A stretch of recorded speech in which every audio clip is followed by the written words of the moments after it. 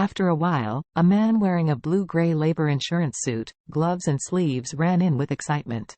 As soon as he entered the door, he saw Charlie and hurriedly said excitedly, "Mr. Charlie, hello. It's been a long time.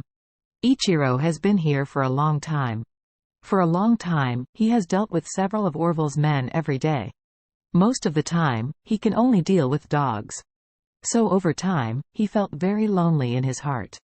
Hearing that Charlie had come and wanted to see him at this time, he couldn't help feeling agitated in his heart.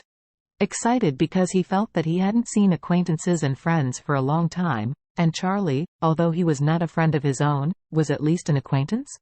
It is already a rare thing for him to see the faces of acquaintances. Charlie looked at him and said with a smile, "Ichiro, you can speak Chinese well, I can't hear any accent at all. Have you worked hard recently?" Ichiro smiled shyly and said, "In addition to raising dogs every day, I have been studying Chinese for the rest of my time. Other workers at the kennel have been helping me practice speaking and pronunciation, so the progress is not bad, Mr. Charlie. You flatter me."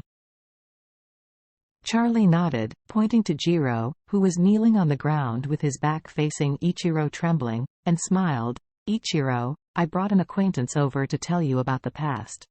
Come and see if this person is someone you know." Jiro was shaking violently in shock at this time. When he heard his brother's voice, he was very scared. This was mainly because he knew he was wrong and felt guilty. After all, he spent a lot of money at the beginning and found many people from Japan to come to China to hunt down and kill his own brother. In the end, he even gave Charlie 10 billion to buy his brother's life. But he never dreamed that Charlie deceived him and his brother was still alive. Therefore, he was afraid that his brother would fight hard with him after seeing him. Ichiro didn't know that the man kneeling in front of Charlie with his back turned to him was his younger brother. He heard Charlie say that he had brought an acquaintance to tell him about the past, so he curiously leaned in and wanted to find out. It didn't matter to look at it. When he saw Jiro's face, he was struck by lightning. Soon, Ichiro suddenly burst into blue veins. "Jiro! You bastard! I have always regarded you as brothers, but I didn't expect you to want my life. I will kill you, beast!" Jiro was frightened, and he blurted out and shouted, "Brother! Brother! I can't be blamed for this.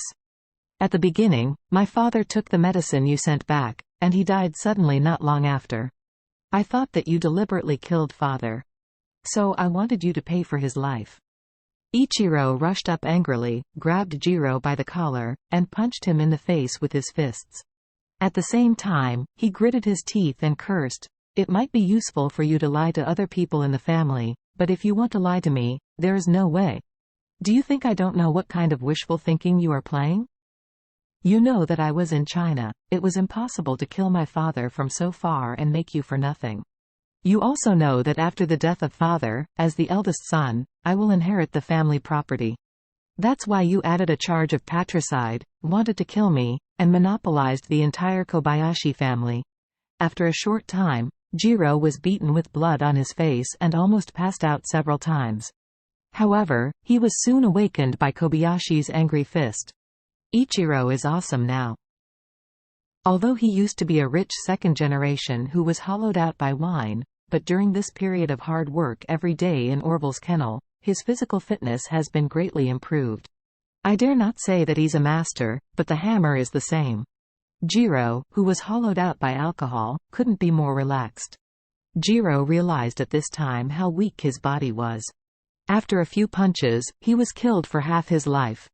He cried vaguely, "Brother, please forgive me for the sake of my brothers and compatriots, please forgive me."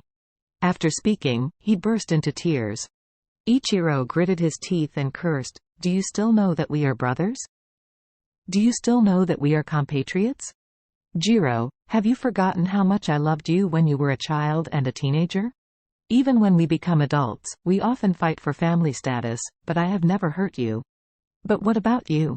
You know that I am the child of your same father and mother, and you know that I cannot take the initiative to kill father. But you still put the charge of patricide on my head, even costing $1 billion to take my life. I don't have a brother who is inferior to a beast like you. Today I will clean up the door for the Kobayashi family. I personally kill you, bastard. Jiro wailed in fright, and his voice became hoarse. However, Ichiro has no sympathy. His eyes were red with hatred at this time. Seeing that he was really going to beat Jiro to death, Charlie stepped forward to hold him, and said coldly, "Ichiro, let your brother live, and he will take over your job here." Ichiro was startled, crying, and asked Charlie, "Mr. Charlie, why do you want to keep such a perfidious bastard? He can even bite his brother, so you are not afraid that he will bite you back someday?" Charlie laughed sarcastically. "I give him the courage, can he dare?" When Jiro heard that Charlie was planning to let himself go and let himself take over his brother's job here, he didn't care about knowing what the job was, so he knelt on the ground and kowtowed, crying, "Mr. Charlie, thank you. Great mercy. Thank you." Charlie chuckled, and Ichiro hurriedly asked respectfully, "Mr. Charlie, you let him take over my job. What are my next arrangements?" Charlie turned to look at Ichiro, and asked faintly, "Ichiro, do you want to return to Japan to inherit Kobayashi Pharmaceutical?" When Ichiro heard this, his blood boiled, and he blurted out, "Go back to Japan? Inherit Kobayashi Pharmaceutical? Wait. Mr. Charlie. You are not. Are you kidding me?" Charlie smiled. "I am consulting your opinion very seriously. If I let you go back, would you like to go back?"